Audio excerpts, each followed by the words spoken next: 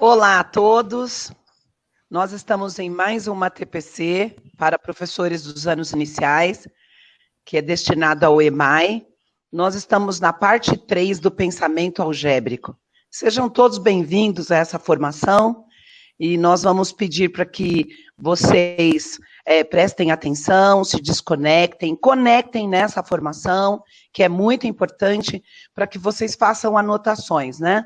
Nós temos percebido durante essas formações, muitas devolutivas, muitas participações muito importantes dos professores, isso significa que vocês anotaram, se desconectaram, estiveram presentes durante essa formação. Então, eu vou passar agora para a Natália, e ela vai falar quais são os objetivos desta. Objetivos de hoje. Retomar as discussões sobre o pensamento algébrico e sobre padrões de sequências repetitivas e recursivas, explorar a unidade temática álgebra, propostas no currículo paulista no 3º ano, apontar possibilidades para o desenvolvimento do pensamento algébrico nos anos iniciais, no 3º ano, exemplificar possibilidades reais e concretas para o ensino da matemática. Agora nós vamos para a nossa leitura inicial, né, como padrão. Então, para a leitura inicial de hoje, nós trouxemos para vocês uma tirinha, né, do Calvin. Ela tem a participação do personagem Tigre, que vocês também já conhecem, relacionada à matemática. Eu peço para vocês guardarem essa tirinha, que a gente vai retomar ela mais para frente na nossa formação. Então, ele diz assim: olha, a matemática não é ciência, é religião. Religião? Claro! Veja as contas. Você tem 2 números e, de repente, eles viram um só. É milagre. Não dá para explicar. Ou você acredita nisso, ou não. Este livro todo está cheio de coisas que dependem de fé. E agora, Calvin? Descobri que sou ateu em matemática. Então, a gente tem aí uma crítica, né, sobre as questões da matemática. Então, ele fala que é uma fé, que é um milagre, porque a gente tem 2 números e, de repente, esses números, eles viram um só, né? Então, a gente guarda essa com vocês, e a gente vai retomar ela um pouquinho mais para frente. Então, agora, nós vamos passar a palavra para a professora Lilian, né, como vocês já estão acostumadas, ela vai dar continuidade ao tema do pensamento algébrico conosco. Para quem não assistiu ou precisa rever alguma informação que foi passada nas ATPCs do EMAI anteriores, a gente está deixando para vocês também os links, né, sobre essa formação do pensamento algébrico, tanto da parte 1 quanto da parte 2. E hoje a gente vai começar a nossa parte 3. Lilian. Olá, pessoal, tudo bom? É um prazer enorme estar aqui novamente compartilhando um pouquinho com vocês. Nós vamos iniciar aí por retomar, não é, as discussões que estamos fazendo ao longo dessas formações sobre o pensamento algébrico, e eu peço para a Aline colocar na tela um mapa conceitual. Já agradeço aí a professora Giana, sobre essa questão que nós discutimos, não é? Em relação a essas 2 formações anteriores, lembrando aí que a gente fala de álgebra, não é, como um geral, mas que especificamente nos anos iniciais o que a gente faz é desenvolver o pensamento algébrico, que de fato aí, né, ele está no coração da álgebra, né, ele traz mais sentido e significado à própria matemática. E só para a gente recordar um pouquinho, não significa ter mesmo um acréscimo de conteúdo, nem algo que, nossa, demanda de muito mais trabalho. Ao contrário, vai ajudar bastante aí, justamente no trabalho já realizado, porque vai dar sentido e significado ao que os estudantes fazem. Então, traz toda essa questão de construir, né, os padrões, as repetições, de compreender isso e, claro, né, observar ali o específico para poder generalizar. Então, são as possibilidades que nós temos aí de fazer com que os estudantes percebam e, de fato, deem sentido e significado a matemática, ao que acontece, não é?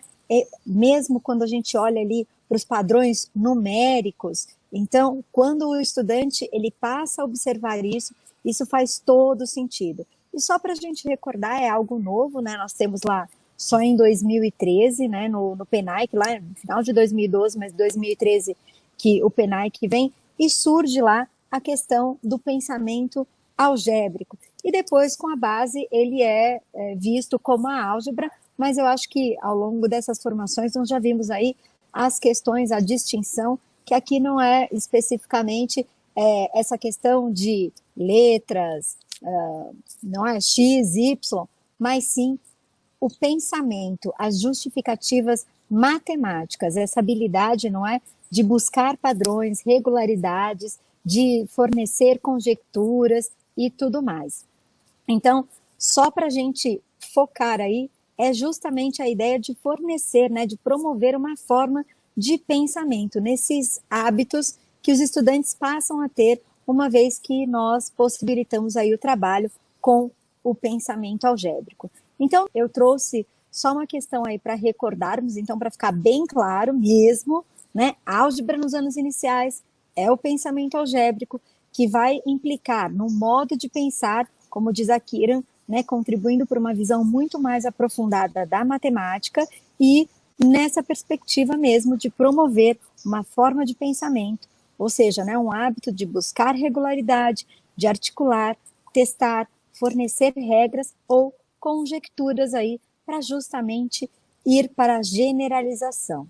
Então, uma coisa bem importante da gente especificar são alguns pontos que eu trago aí no próximo slide também, para a gente olhar de uma forma mais abrangente, então, que a generalização, ela de fato ali, ela é o coração, né, é o cerne da matemática, e a álgebra é uma das linguagens, né, com a qual a gente pode aí de fato expressar essa generalização. Então, quando a gente diz generalizar, né, que é olhar para aqueles casos específicos, para um caso, e ver se isso funciona para todos, né, isso vai envolver especificamente essa habilidade de observar os padrões e as regularidades. E algo bem importante aí é expressar justamente a regularidade, não é, do que a gente vê e observa, porque isso está justamente no centro, né, ali do pensamento matemático e, consequentemente, também do pensamento algébrico. Então, algo aí para a gente só ampliar um pouquinho as nossas discussões, para ficar muito, muito claro mesmo, né, que a álgebra e o pensamento algébrico a gente pode pensar como justamente as duas metades de uma mesma moeda. Então, é indissociável e é complementar. Mas lembrando que aqui não vai especificamente vir naquela toada de como nós aprendemos lá no sexto, sétimo ano, né, antiga sexta, sétima série, agora sétimo, oitavo ano, das equações. Mas, por outro lado, trabalhar com pensamento algébrico vai justamente possibilitar aí, né, esse pensamento analítico, essa oportunidade que os estudantes vão ter de generalizar, abstrair essas relações, não é? Olhar para essas regras e para as estruturas contidas ali e, claro, manipular essa linguagem algébrica que vai ser tão importante para que nos anos subsequentes esses estudantes também tenham melhores oportunidades, por exemplo, quando eles entrarem lá nas equações. Então, a gente vê uma questão aí bem importante que a gente já tem falado nas outras formações e que vale lembrar que faz parte do nosso trabalho, que os professores já fazem, mas eu acho que é algo que a gente precisa constantemente revisitar, não é mesmo? Essa questão da intencionalidade no planejar e no desenvolver.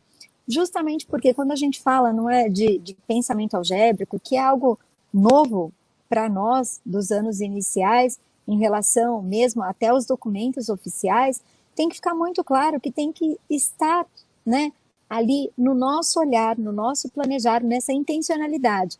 Por exemplo, muita gente, como a gente já viu, e vocês até comentaram, já trabalhavam com padrões, por exemplo, só que não estava na intencionalidade do planejar e do fazer constante, do fazer mais de uma vez. Então, daí a importância da gente sempre retomar. assim como essa perspectiva de refletir sobre as nossas ações e replanejar novas ações. Algo essencial é lembrarmos aí sobre a questão dessa seleção das tarefas, não é? Que elas precisam ser pensadas, então não adianta pegar lá de um livro didático, né, e só dar, ou mesmo do próprio EMAI, mas ser muito bem pensada ali em que momento a gente faz, quais questões a gente vai incluir e inserir, o que é que a gente vai propor a partir daí, ou antes disso, ou depois disso, não é? Lembrando que elas precisam ser desafiadoras, né?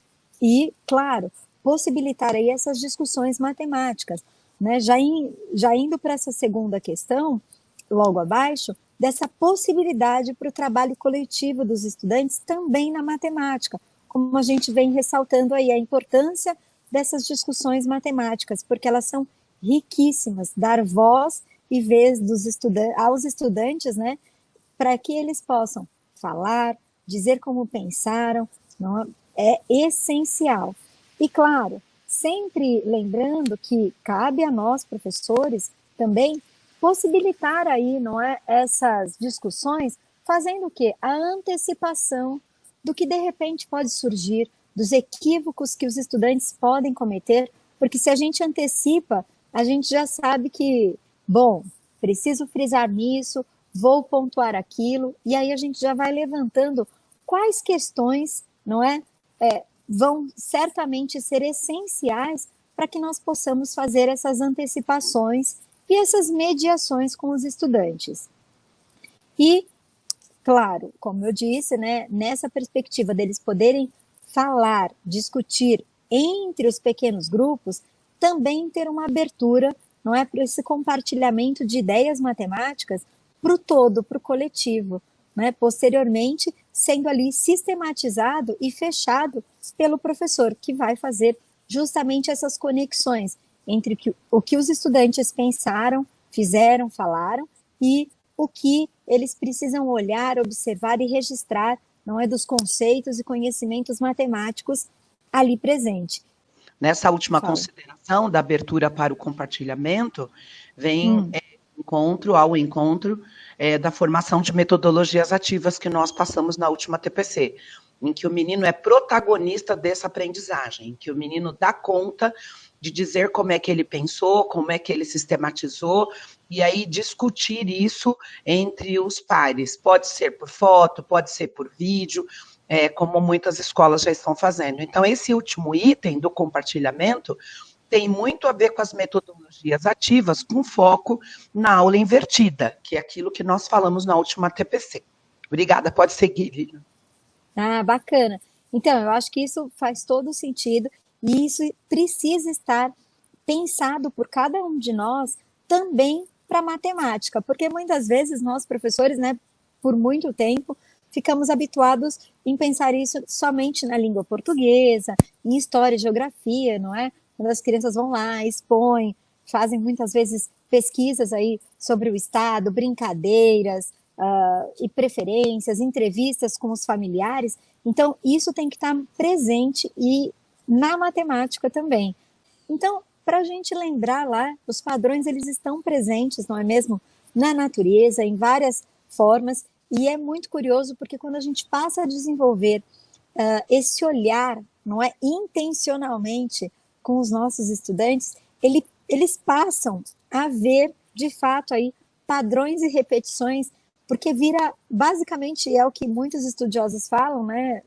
Vira um hábito da mente. E vira mesmo, você passa a observar os padrões, você passa a querer saber, né, o que tem ali, olha, viu essa relação? E eles passam a fazer isso quase que naturalmente. Então, vale lembrar aí que aguçar esse olhar é essencial para o nosso trabalho também, enquanto professores que ensinam matemática nos anos iniciais. No próximo slide, é um que nós já fizemos, não é, anteriormente, fazendo aí essa consideração entre a diferença que a gente encontra entre as sequências repetitivas e as sequências recursivas. Então, uma boa forma da gente sempre explorar é trazer, não é, como a gente já tinha falado, os questionamentos, e agora eu introduzi aí no próprio slide, porque de repente fica de referência, né, não só ali na fala, mas também no slide. E vamos lembrar, as sequências repetitivas, não é? Elas têm uma ordem determinada, elas vão se repetindo. Então é bem importante incluir questões como qual seria o próximo, como é que você sabe, né? E até questões assim, Lucas disse aos colegas que a posição 20 é de uma folha verde. Você concorda? Então, para que as crianças possam pensar, discutir, não é? Verificar sim, não, por que sim ou por que não, dando aí as justificativas matemáticas. Então, essas questões são essenciais, né, para que, de fato, ali a gente vá conduzindo o olhar do estudante, o olhar para que ele perceba quais são os padrões, para que eles falem, né, o estudante e os estudantes no geral, para que eles falem ali quais são os padrões que estão presentes nas sequências. No próximo, tem novamente, né, sequência repetitiva, então a gente tem uma sequência diferente e ali uma numérica.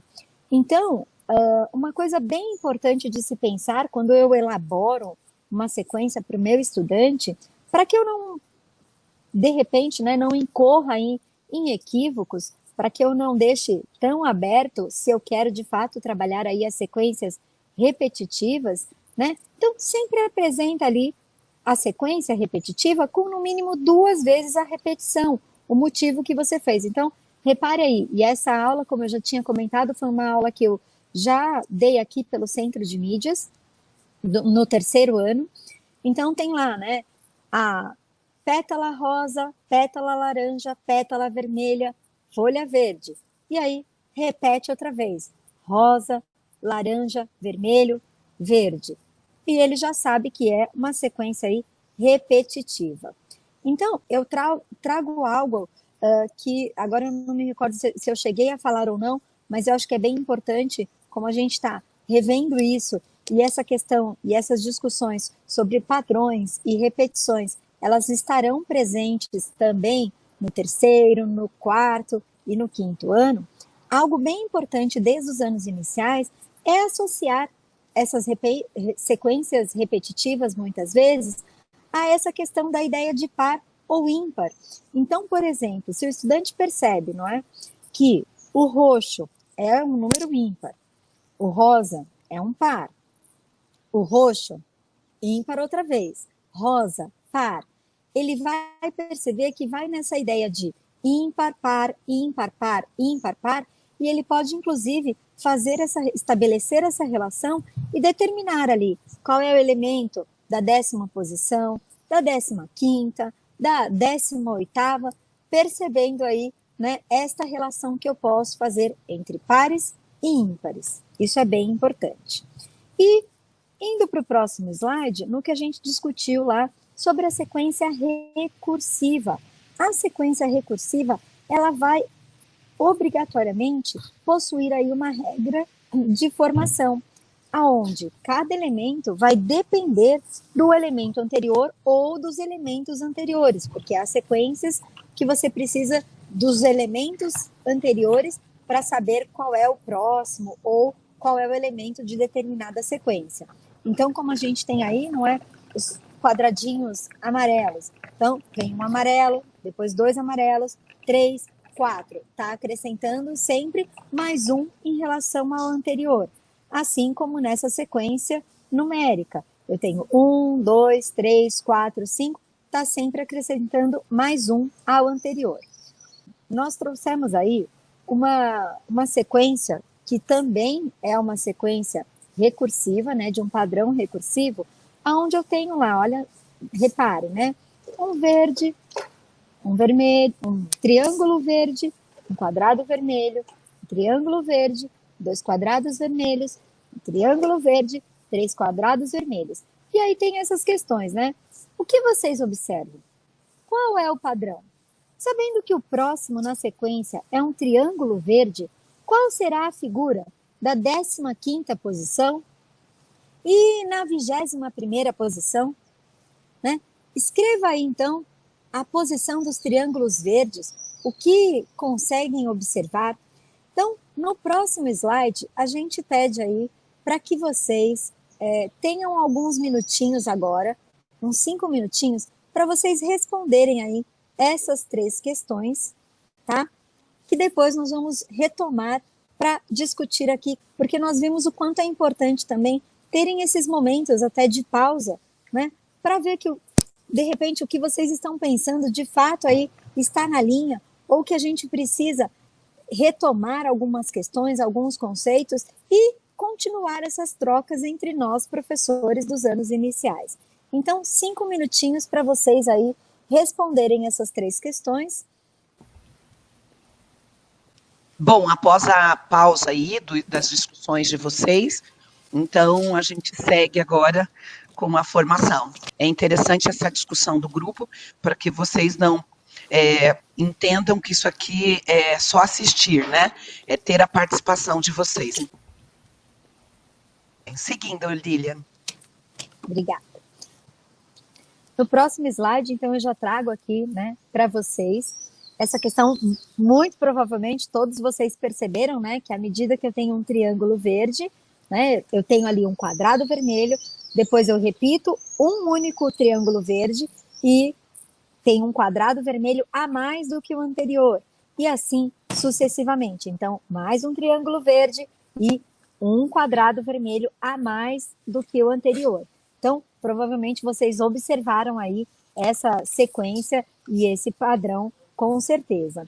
E aí, quando a gente vai para essa questão, né, de observar, escrever aí a posição dos triângulos, o que a gente observa? Quando vocês escrevem a posição desses triângulos, é possível, inclusive, observar que, por exemplo, o primeiro triângulo está na primeira posição, o segundo triângulo na terceira, o terceiro triângulo na sexta. Então, o que vai acontecer? O décimo, né, a 10ª posição aí, a figura, né, que vai estar, é outro triângulo verde. E isso vai se repetir novamente na 15ª posição. Se vocês observarem, olha, eu até fiz um esqueminha aí, né, um desenho. Se vocês observarem, o que é que acontece do 1 para o 3, né? Vai acrescentando ali, eu tenho só apenas 2. Do 3 para o 6. E eu vou acrescentando aí mais 2 triângulos. Então, reparem, eu tenho no triângulo 1, depois no 3, no 6, no 10, e eu respondo aí a questão que no meu 15º vai ser novamente um triângulo. Se vocês repararem e fizerem os cálculos, você sempre está acrescentando a cada triângulo, né, mais 2, mais 3, mais 4, mais 5, mais 6, mais 7, mais 8. Então, a partir do último triângulo, você determina, não é, a quantidade aí que você vai andar para o seu próximo e percebe quantos quadrados vermelhos você tem entre cada um.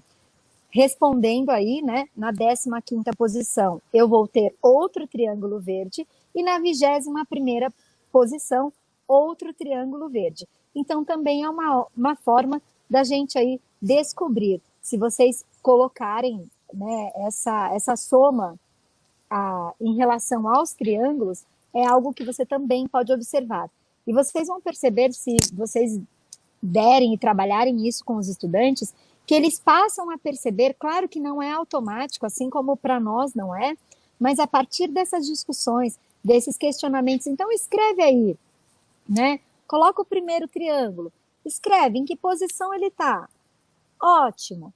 Então, numera, né, que é uma coisa muito boa. Se nós colocarmos números aí, né, 1, 2, 3, 4, 5, 6, 7, 8, 9, a gente vai ver que o 9, ele corresponde aí a um quadrado vermelho.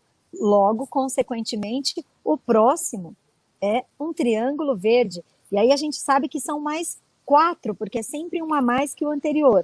Eu acho que deve ter ficado bem claro aí essas posições e o que a gente tem que de fato ir olhando, buscando, né, construindo aí com os estudantes, questionando os estudantes. Então, no próximo slide, a gente vai ter aí algo que a gente também já viu, né? Essa questão do padrão recursivo, só que agora olhando aí para duas variáveis. Então, né, quando a gente olha para esses dados, no dado de cima, né, o vermelhinho, olhando para essa sequência, nós temos lá, à medida que eu aumento não é? Na parte de cima desses dados, na parte de baixo dos dados vermelhos, o que vai acontecendo? Eu também aumento porém em outra sequência, porque na parte de cima começou no 2, 3, 4, 5, 6, e na parte de baixo começou no 1, 2, 3, 4 e 5. E nos dados todos pretos ali, o que eu tenho? Novamente, uma sequência de padrão recursivo, onde o estudante precisa observar, justificar e exemplificar aí, não é? Essa sequência, só que agora ela está em ordem decrescente. Então, na parte de cima, novamente, eu tenho 6, 5, 4, 3 e 1, 2, só que na parte de baixo, eu tenho uma sequência crescente. Por isso, essa questão aí de nós termos duas variáveis. Então, vai ficar 1, 2, 3, 4 e 5. Né? Eu acho que é uma coisa bem bacana de se explorar e sempre perguntando para que ele justifique, para que ele diga por que é isso, por que é aquilo, o que o estudante ali observa em relação ao padrão que está sendo proposto. Nós tínhamos colocado aí para vocês, não é? Para vocês montarem a sequência repetitiva e a recursiva. Então, eu acho que ficou bem claro na sequência repetitiva, algo que a gente pode sempre fazer para não ter dúvida, para que o estudante não coloque outra coisa, é, como foi colocado aí, manter duas vezes aquele padrão, né? Aquele motivo, duas vezes, porque aí não tem dúvida se de repente, eu posso fazer uma sequência recursiva aí, assim como essa colocada aí na numérica. Então, repitam duas vezes o padrão, porque aí fica bem claro que é um padrão repetitivo. Já na sequência recursiva, né, quando a gente coloca ali, então, novamente, faça essa repetição, não é, do padrão, já induzindo, conduzindo, ou até mesmo colocando questões que a gente está a tratar da sequência recursiva.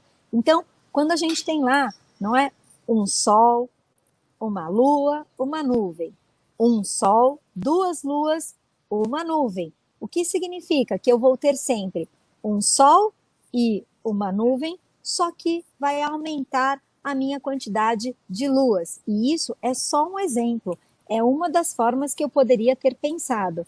Eu tenho outras variantes, aí outras variáveis, outras formas de construir essa mesma sequência recursiva. Lembrando que a sequência recursiva, obrigatoriamente, eu preciso olhar para os meus elementos anteriores para estabelecer aí qual vai ser o próximo ou quais serão os próximos, tá?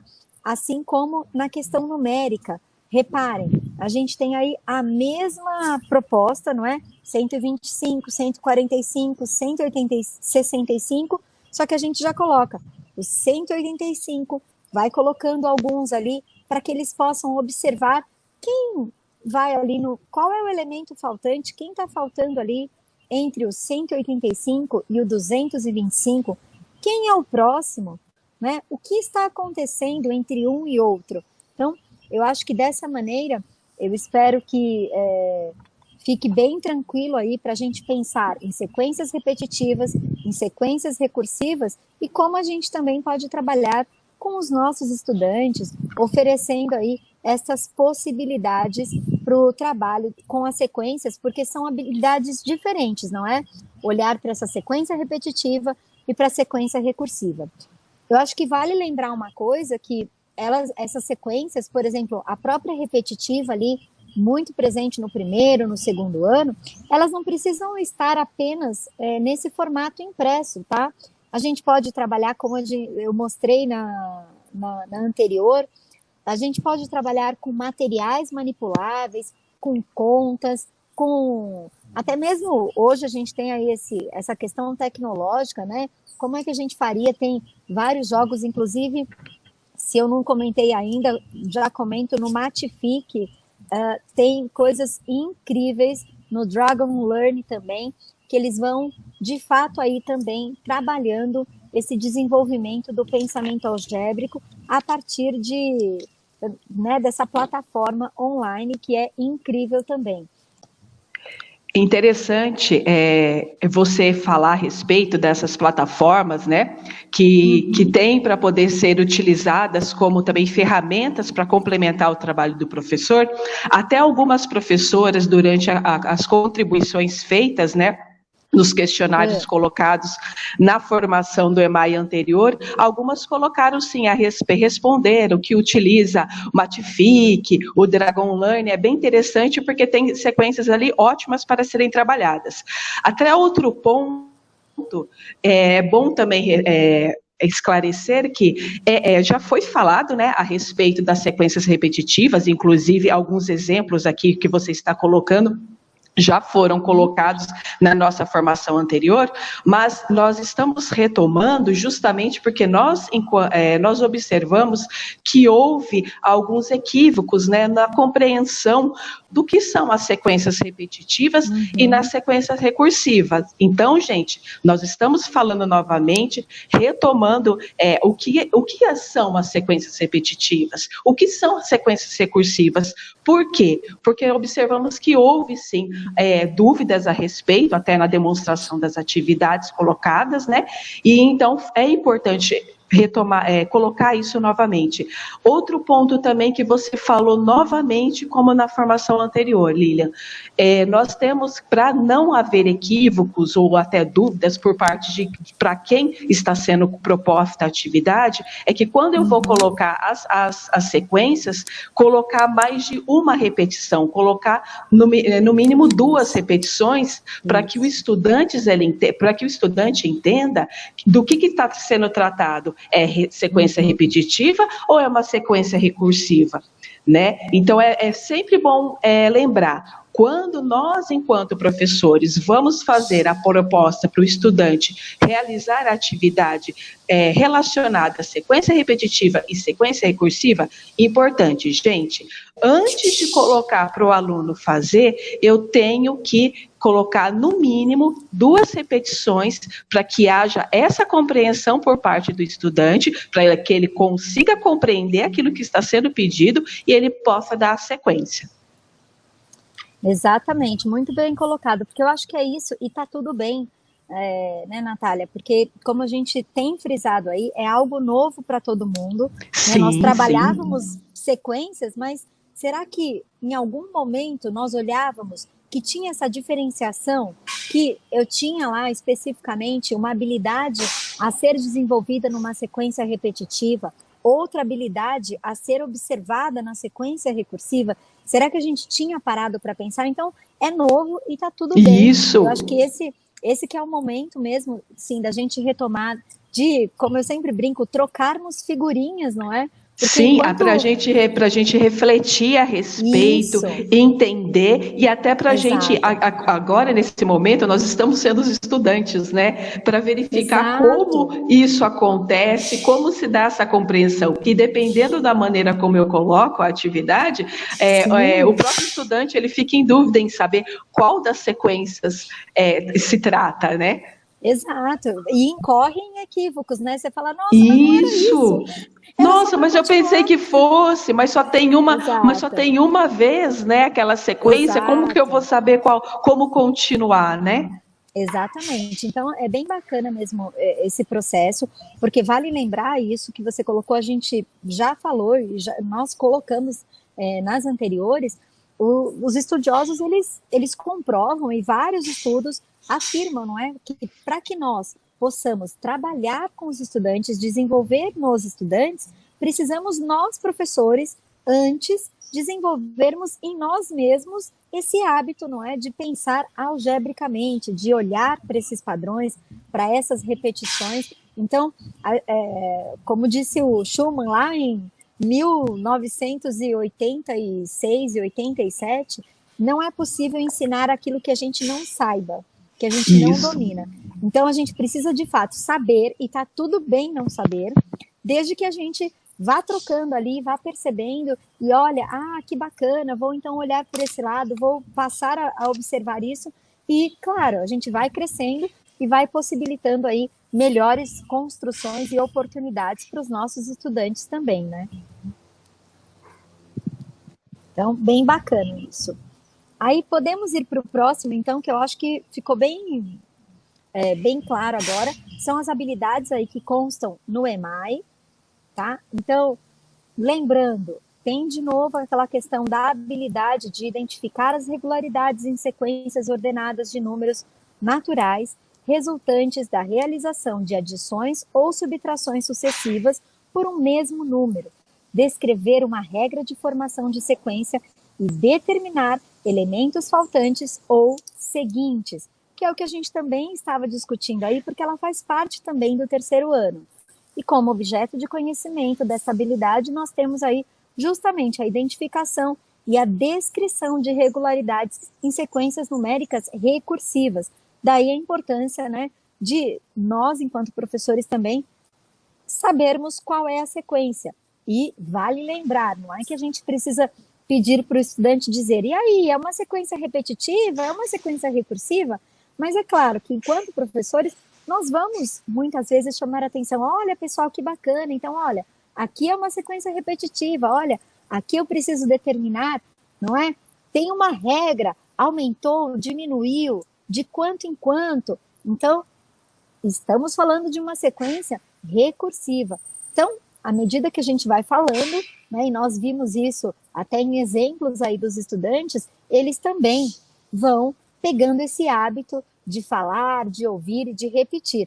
Todos? Não, gente, nunca todos. Mas, né, o próprio fato, o nosso hábito de manter, não é, essas falas precisas, retomar ali a importância da gente também falar corretamente os termos matemáticos, isso é sensacional e isso de fato aí possibilita grandes, né, construções de conhecimentos para os nossos estudantes. E a segunda habilidade, que é compreender a ideia de igualdade para escrever diferentes sentenças de adições ou de subtrações de dois números naturais que resultem na mesma soma ou diferença. E aí, especificamente, entra algo novo, que é essa relação de igualdade, trazendo aí o nosso sinal de igualdade, que nós falamos um pouquinho, mas vamos ampliar, né, a nossa própria construção de conhecimento para, de fato, favorecer aí para os estudantes.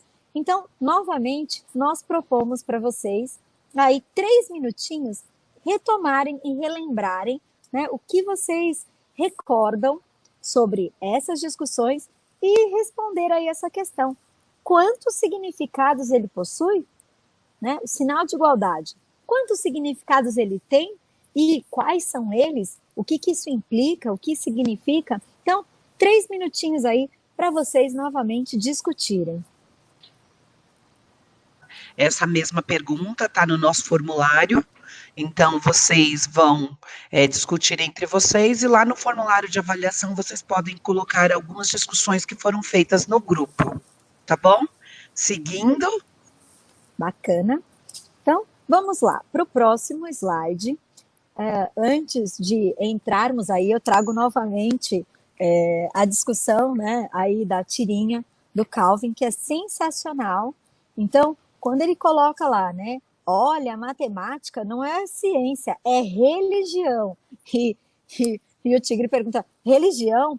E aí ele expõe, né, claro, veja as contas. Você tem 2 números e, de repente, eles viram um só. É milagre. Não dá para explicar. Ou você acredita nisso ou não. Então, eu vou pegar essa parte aí, esse trecho, para a gente ver justamente a implicação, né, de só trabalhar um dos significados, que é aquele operacional, que é, de fato, só possibilitar ao estudante esse único olhar, né, de ver que, nossa, 2 números se transformam em um só e, gente, eu preciso acreditar nisso, né? Eu tinha lá, então, né, 10 e, sei lá, 12, e isso virou 22. Como assim?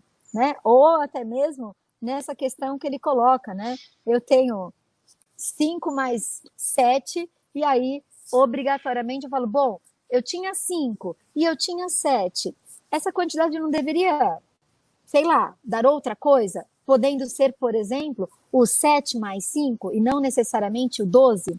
Então, para a gente pensar aí, né, o quanto só trabalhar um dos significados, que é esse operacional, isso vai implicar, de fato, aí nas possibilidades dos nossos estudantes, né, e em ficarem limitados a essa questão de religião, de acreditar que é isso, mas muitas vezes não compreender. Porque aí eu trago o que a gente já tinha feito, esses 3 significados. Então, ele tem o significado de operacional, que é esse que brincou aí muito bem o Calvin, não é? Que depois de parcelas, ou, né, depois do sinal de igual, eu tenho o quê? Um único resultado. E geralmente só tem um elemento depois do sinal de igualdade.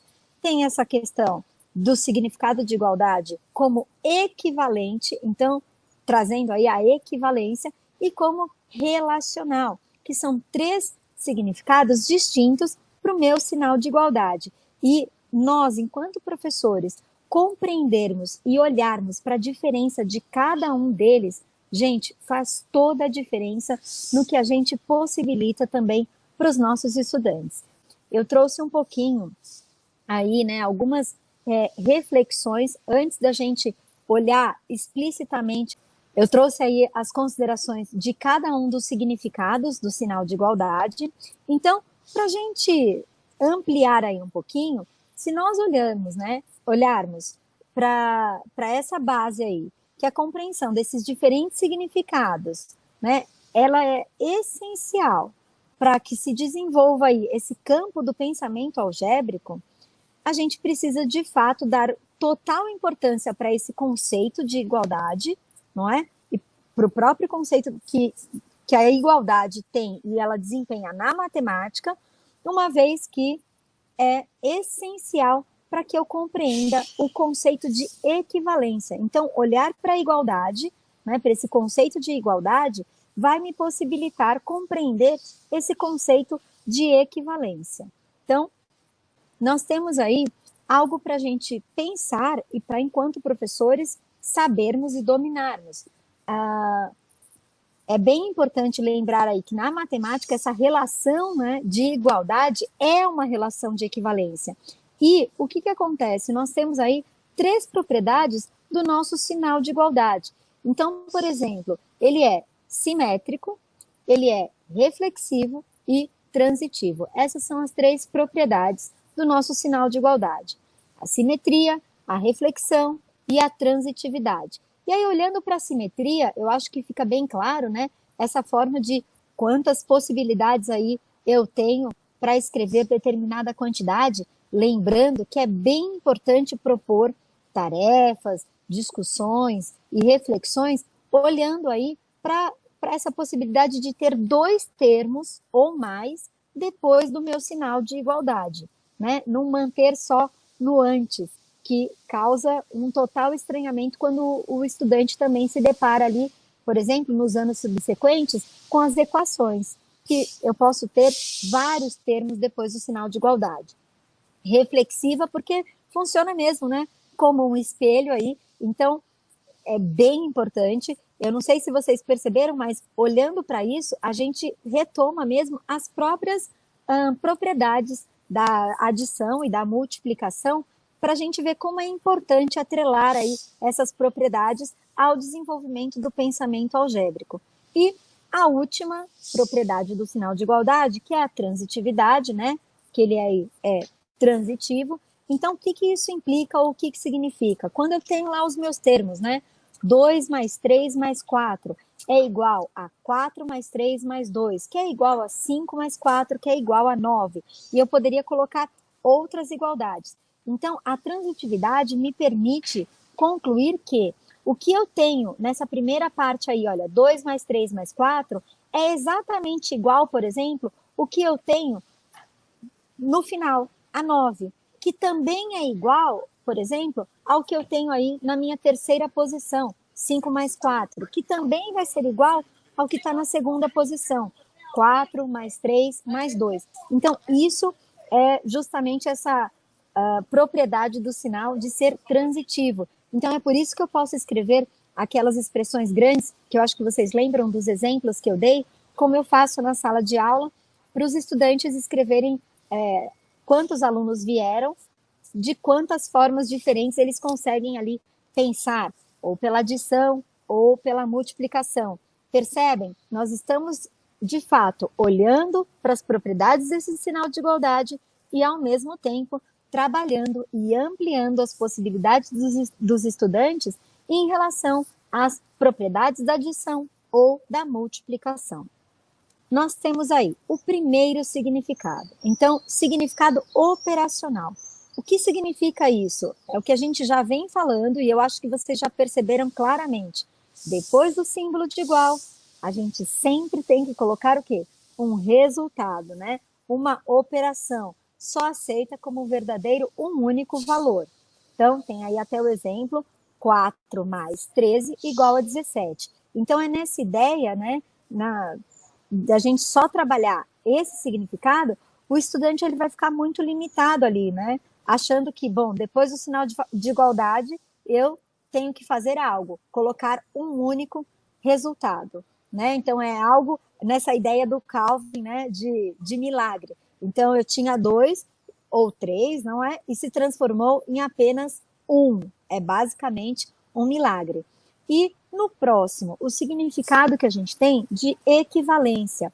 A gente vê que vai ampliando essas possibilidades. Quando a gente passa a olhar para o sinal de igualdade como equivalência, a gente justamente permite aí estabelecer muitas formas de se representar qualquer quantidade. Aí eu coloquei como exemplo o 12, não é? Então eu posso dizer que 12 é igual a 6 mais 6, que é igual também a 8 mais 4, que é igual também a 10 mais 2. Sempre brincando com essa possibilidade de não frisar que depois do sinal de igualdade eu só posso ter uma quantidade, um único elemento. E quando a gente passa a olhar para essa equivalência, para esse significado de equivalente, não é? A gente também consegue perceber aí expressões como essa colocada de 7 mais 3 é igual a 2 mais 8, que também estava lá junto com o material anterior, né, nessas possibilidades dos estudantes escreverem expressões mesmo grandes, né, que vão justamente mostrar aí que o sinal de igualdade ele é uma relação de equilíbrio entre o que vem antes e o que vem depois. E, de fato, como já foi falado, e eu acho que é bem importante frisar, essa possibilidade para os estudantes é essencial para que eles possam justamente aí nos anos subsequentes, né, terem uma amplitude no olhar e, de fato, aí tenham melhores condições de aprender e compreender a matemática. E o outro significado, o terceiro significado, que é o relacional, né? Qual é a questão desse relacional, né? A gente consegue aí estabelecer uma relação entre as expressões, né? Assim como a gente olhar aí para o uso das propriedades das operações, da adição e da multiplicação. Então, eu coloquei o exemplo aí para vocês, que é o que está, vocês devem ter visto aí, que está sempre Barbosa, que é o que faz parte aí da minha dissertação de mestrado. Então, a gente pode olhar aí, exemplificando, né, esse significado relacional a partir dessa expressão. Então, eu tenho 45 mais 73 igual a alguma coisa mais 76.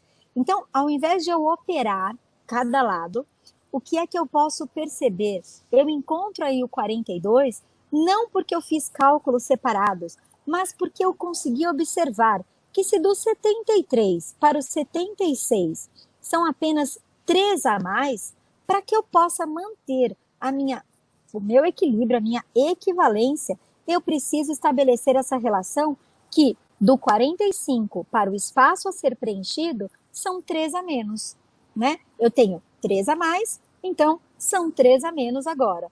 para que eu possa manter aí a minha equivalência, né? A relação entre essa expressão como um todo. Lembrando que é o que eu já tinha até colocado na anterior, que é ir levando, não é? Aguçando esse olhar do estudante para olhar para o todo.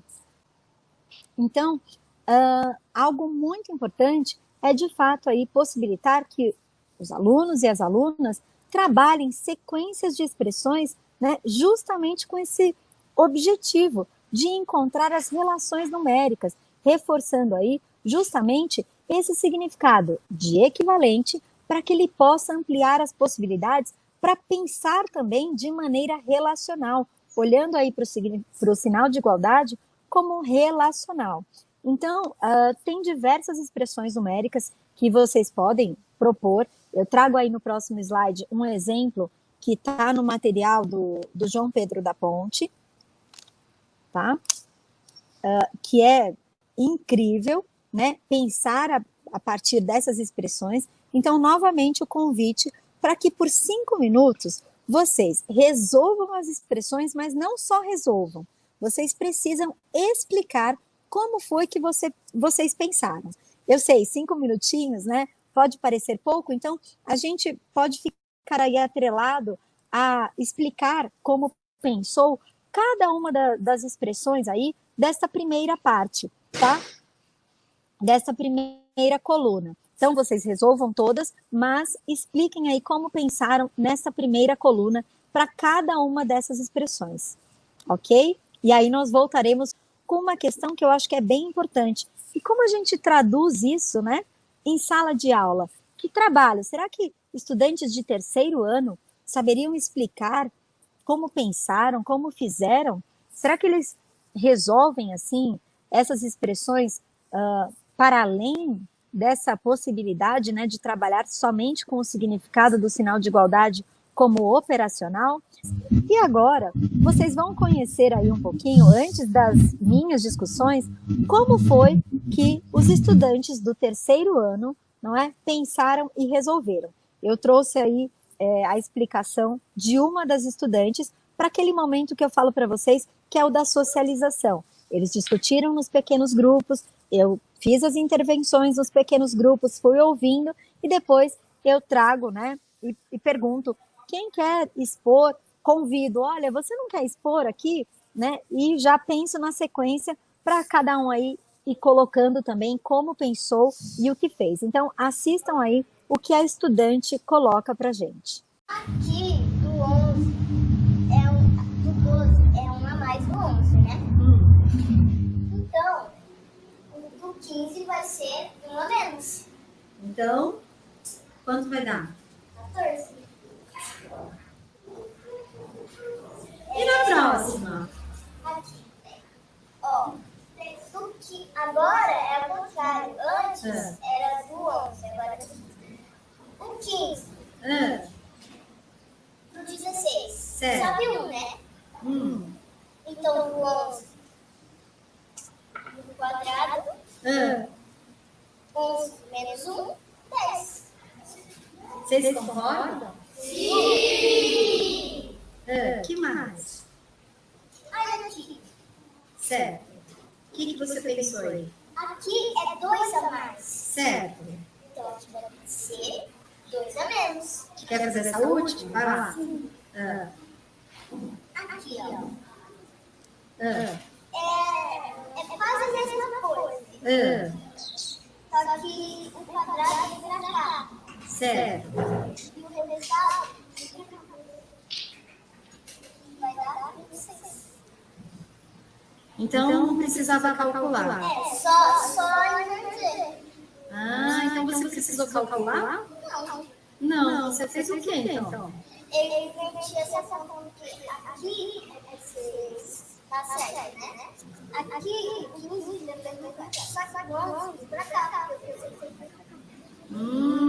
E eu posso ter 2 elementos depois do sinal de igualdade? Posso? Por quê? Porque, O que é o sinal de igualdade? é tipo uma balança que unia os números para ser iguais.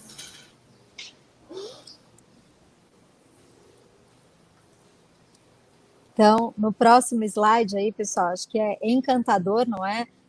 A gente também pede aí que vocês, por 2 minutinhos, só reflitam se vocês pensaram, né, como essa estudante, como a Maria Fernanda e outros estudantes da turma do 3º ano, se vocês tinham, de repente, visto e reparado essas relações, não é? E ela faz uma coisa sensacional, e dá para a gente perceber que ela já tem ali um bom desenvolvimento do pensamento algébrico, ela pensa algebricamente, não é? A gente tem grandes, fortíssimos indícios, e inclusive fica bem claro ali as relações que ela estabelece. Então, ela olha para o sinal de igualdade, ela já está trabalhando e ampliando as possibilidades do sinal de igualdade como equivalente e relacional.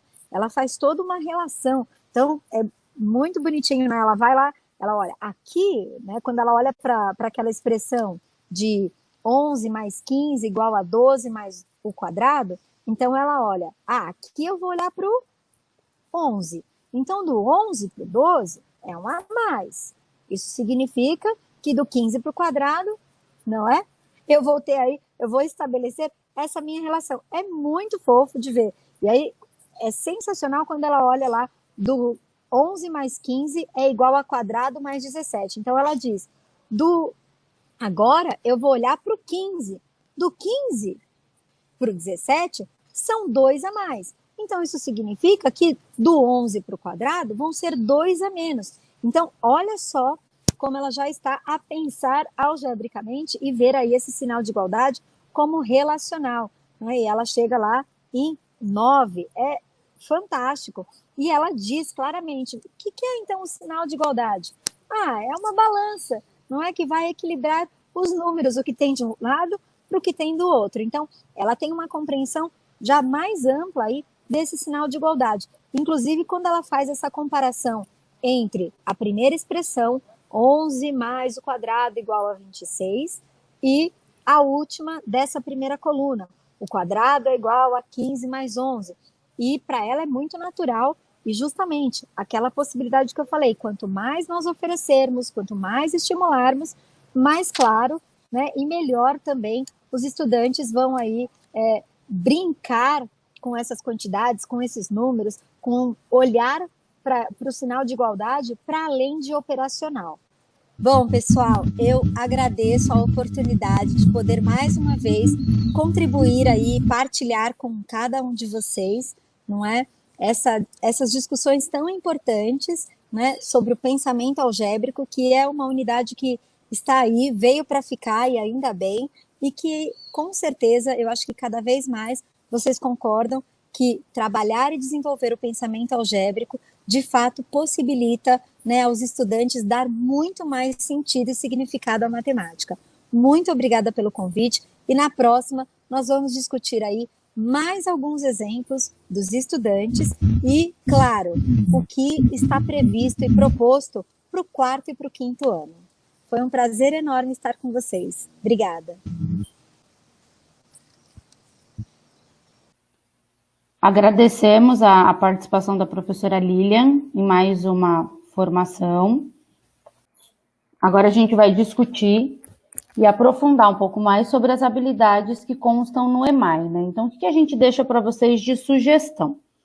Nós vamos deixar aqui nos slides todas as habilidades, desde o 1º ano. Então, nós temos as do 1º ano, voltada à temática de álgebra, né? Do 2º, do 3º, do 4º, do 5º ano. Então, nós vamos deixar todas as habilidades que constam nos materiais do EMAI e deixar para vocês uma tarefa, né? Pega lá o seu ano que você trabalha, pega o seu material do EMAI e procura, dentro desse material, quais atividades que constam referente à unidade temática de álgebra. E monte propostas, né, relacionadas àquilo que a gente vem discutindo desde o início da nossa discussão sobre o pensamento algébrico.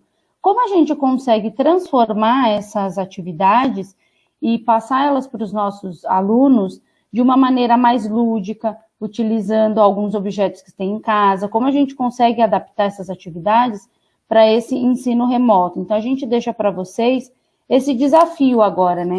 Desse estudo do material do EMAI e dessas atividades que constam referente à unidade temática de álgebra. Nós vamos deixar aí para vocês esses últimos minutinhos finais que sobram, né, da nossa EMAI, para vocês fazerem esse estudo do material, das atividades que constam nele e fazer as anotações e organização dessas atividades para que sejam passadas aos estudantes posteriormente. Quero acrescentar, quando a gente analisa a habilidade, a gente sempre olha o verbo, né?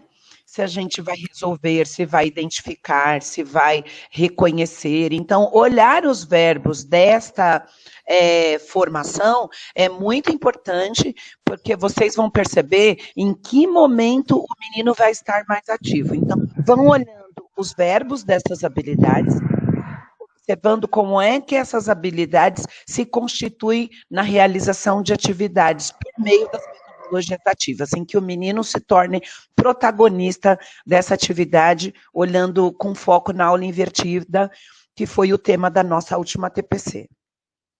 Outro ponto também muito importante também, observando os materiais, as sequências didáticas que cada professor em cada um dos anos em que trabalha, como essas atividades elas vão sendo desenvolvidas, né? Cada uma das etapas, cada uma delas, como das sequências, né?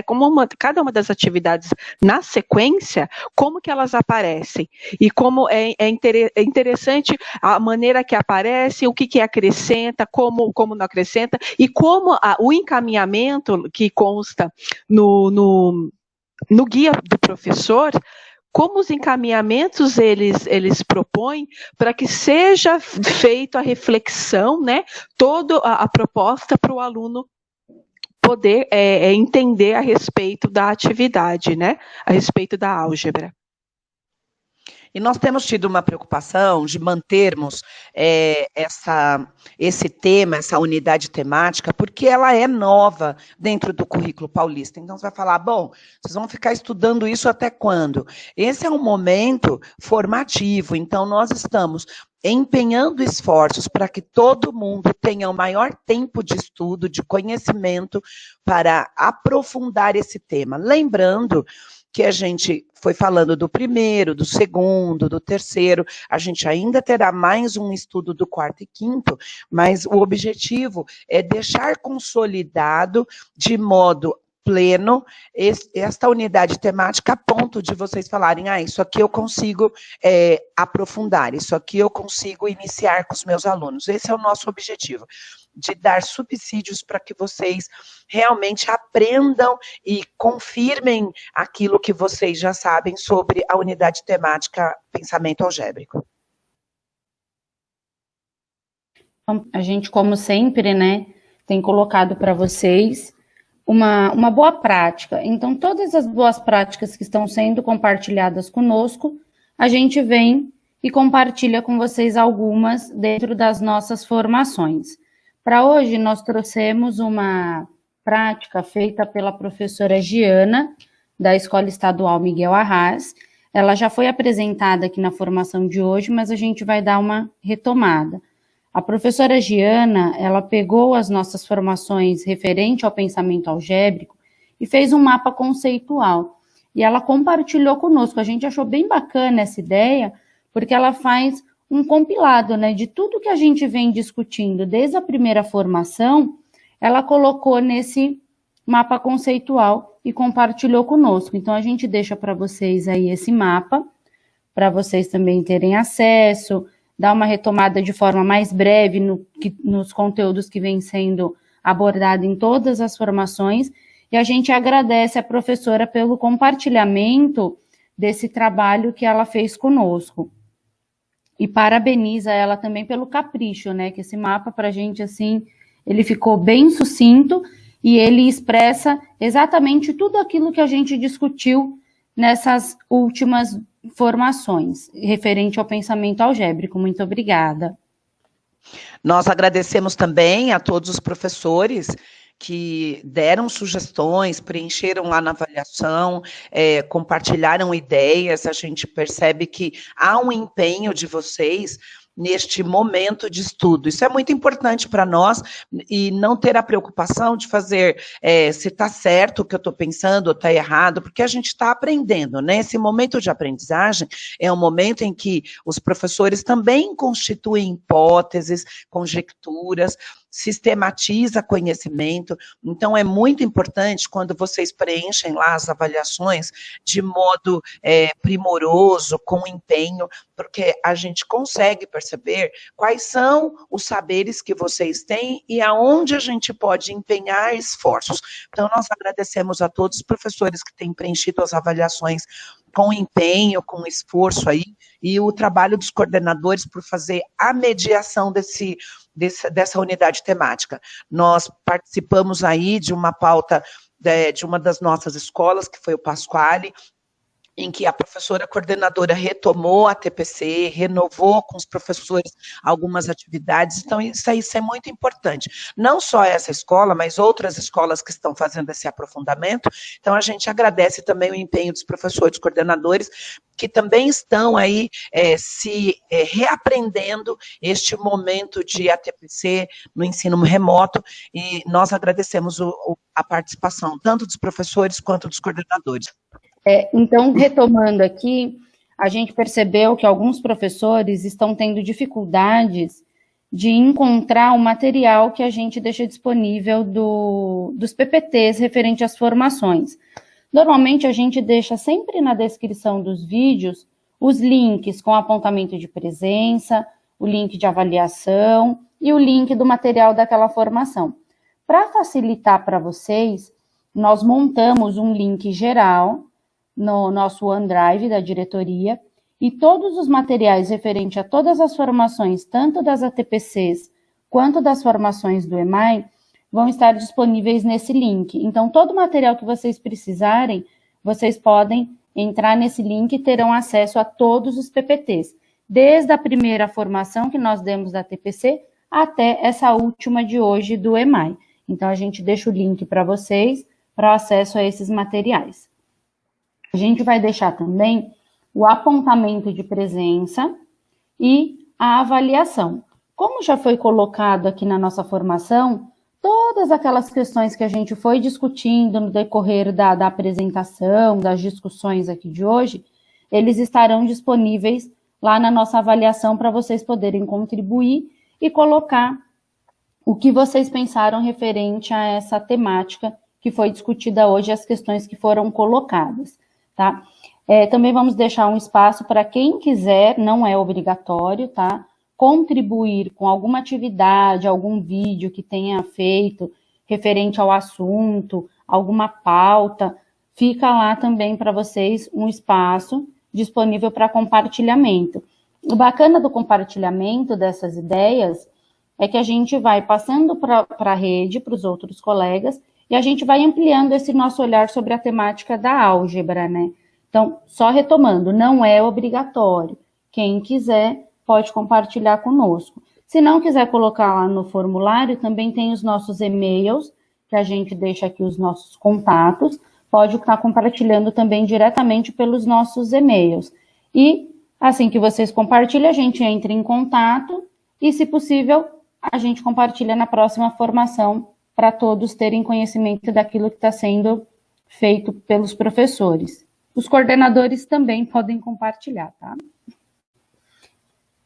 Então, nós agradecemos a paciência, a participação de vocês e o empenho durante todas essas formações. E muito obrigada, bom trabalho a todos.